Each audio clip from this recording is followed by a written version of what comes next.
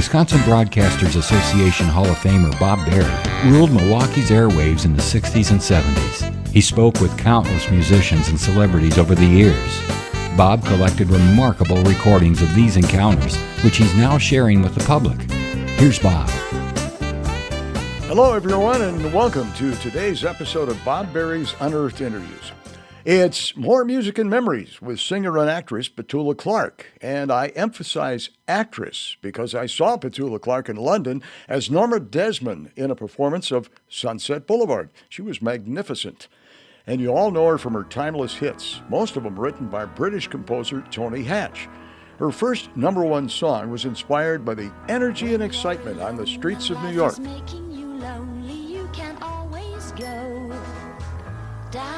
My Love was another song written by Hatch for Clark. It relates to a deep personal expression of love and promising devotion and shows an emotional side to the singer.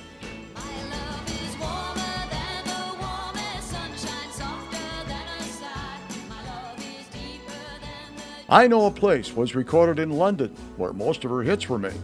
Hatch used a catchy piano riff and brass section, which made it lively and upbeat. Her music conveyed a carefree feeling and a celebration of life.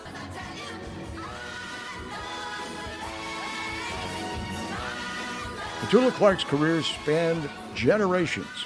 She's an artist from the golden age of pop to Broadway, television, and beyond, making her a beloved figure in entertainment. Hello? Hello, Petula. Yes. I'm sorry, I didn't mean to get you up. No, you didn't get me up. Oh, that's good. Well, this is Bob Berry at WOKY, and I'd like to tell our listeners that we're on the air right now with Petula Clark, who's in Las Vegas, and you're just finishing up there in Las Vegas at Caesar's Palace. Is that right? That's right. Yes, this is our last night. How long you're going to be in the United States before you go back to England? Well, we're going to L.A.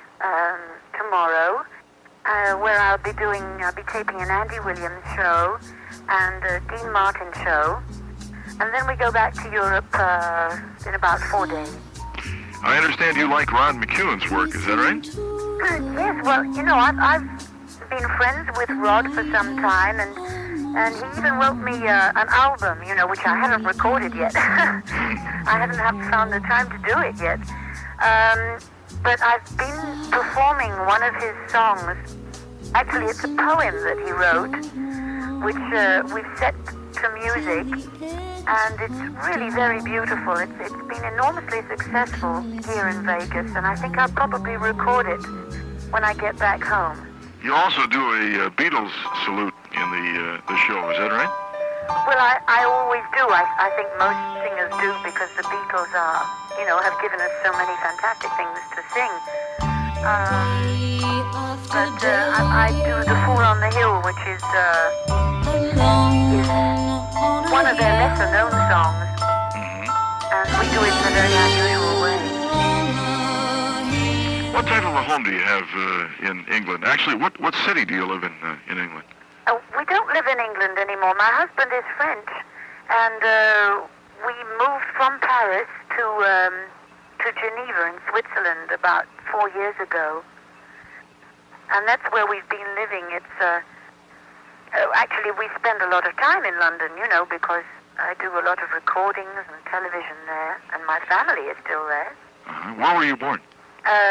Just outside London, in a place called Epsom, where they have the Derby. Oh, yes. How many children do you have now, Pet? We have 2 little girls. And how old are they? Well, I say they're little, but they're growing. They're 7.5 and nearly 9. And they are going to school in England, I would imagine. Huh? Well, no, they go to school in Switzerland because... Oh, I see. You do have them with you in Switzerland. Yeah. Oh, yeah. Oh, okay. Yes. Actually, they're usually with us when we come to the States. But, of course, it's not their holiday time at the moment, so they're... you can't just take children out of school when you feel like it, You always think of people like you, though, being so popular and always on the road and always on the go, that you really don't have much time for the children. But that really isn't true, is it? No. We had our children because we very much wanted them. And we're very, very close to our children. And I think we're probably closer to our children than most people because we're not with them all of the time, you know, and so we appreciate them much more, and they appreciate us. And when we are together, we're very, very close, and there's a great bond between us. I hope it'll last.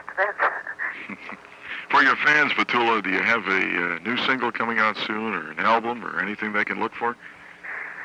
Well, just before I came to Vegas, I was recording in Miami, and I did an album there, which isn't finished yet. You know, they have to put the rest of the orchestra on all that stuff. I don't know when that'll be coming out, but I shall be recording very soon in London with Johnny Harris, who is a very, very clever young English arranger. And I don't know which one will be coming out first. I really couldn't tell.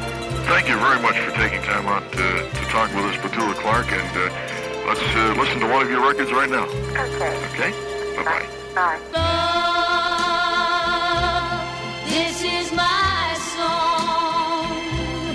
Here is a song, a serenade to you. Bob Berry. Thank you for listening to Bob Berry's Unearthed Interviews.